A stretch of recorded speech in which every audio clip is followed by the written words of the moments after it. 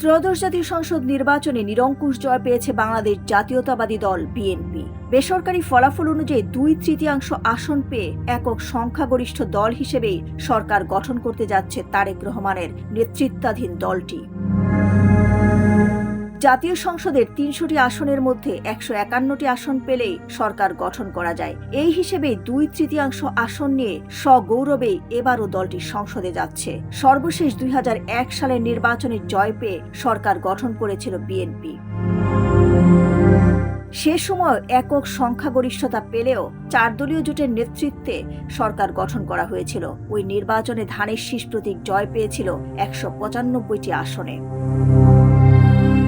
ইসির যুগ্ম সচিব মোহাম্মদ মঈনুদ্দিন খান জানান, খুব দ্রুতই নির্বাচনী ফলাফলের গেজেট প্রকাশ করা হবে। কেননা যত দ্রুত গেজেট প্রকাশ করা হবে তত দ্রুত নির্বাচিতদের সংসদ সদস্য শপথ হবে এবং সংসদ বসবে। ফল প্রকাশে বিলম্বের কারণ হিসেবে তিনি বলেন, টানা 24 ঘন্টার কাজ করার পর মাঠে অনেক অফিসার বিশ্রাম নিতে যাওয়ায় অনেকেই এখনো বার্তা শিট পাঠাতে পারেননি। বাকিগুলো শিগগিরই ঘোষণা করা হবে।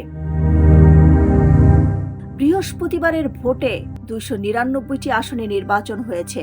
শেরপুর 3 আসনে একজন বৈধ প্রার্থী শেষ দিনে মৃত্যুবরণ করায় সেই আসনের ভোট স্থগিত রেখেছে কমিশন। এ আসনের এখন নতুন তফসিল দিয়ে ভোট করতে হবে। ইসি ঘোষিত ফলাফল অনুযায়ী বিএনপির চেয়ারম্যান তারেক রহমান ঢাকা 17 ও বগুড়া 6 আসন থেকে জয়লাভ করেছেন।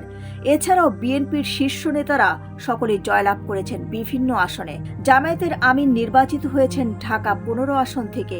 এনসিপির প্রধান নাহিদ ইসলাম জয় পেয়েছেন ঢাকা 11 আসনে। 299টি আসনের ভোটে 60টি নিবন্ধিত দলের মধ্যে 50টি দল অংশগ্রহণ করেছে। দলের প্রার্থী 1755 জন, স্বতন্ত্র 273 জন, মহিলা প্রতিদ্বন্দ্বী প্রার্থীর সংখ্যা 83 জন। এর মধ্যে দলীয় প্রার্থীর সংখ্যা 63 জন, বাকি 20 জন হচ্ছেন স্বতন্ত্র প্রার্থী। ভোটের পুরুষ প্রার্থীর সংখ্যা 1946 জন। এর মধ্যে 1692 জন দলীয় প্রার্থী। পুরুষদের মধ্যে স্বতন্ত্র প্রার্থী 253 জন। নির্বাচনে সবচেয়ে বেশি প্রার্থী দিয়েছে বিএনপি। 290 জন প্রতিদ্বন্দ্বী রয়েছে এই দলের।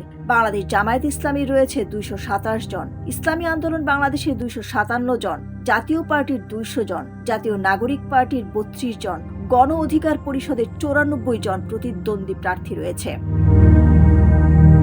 নির্বাচনে দেশের মোট ভোটার 12,77,11,793 জন। এর মধ্যে নারী 6,28,85,200, পুরুষ 6,48,25,361 এবং তৃতীয় লিঙ্গের 1,232 জন। শেরপুর 3 আসনে 4,13,337 জন ভোটার সঙ্গত কারণে এবার ভোট দিতে পারছেন না। ফলে 299 আসনে নির্বাচনের ভোট দেওয়ার সুযোগ পেয়েছেন 12,72,98,456 জন। তবে এখনো কত শতাংশ ভোট পড়েছে তার তথ্য জানাতে পারেনি নির্বাচন কমিশন। তবে পোস্টাল ব্যালটে ভোট পড়ার হার জানিয়েছে সংস্থাটি।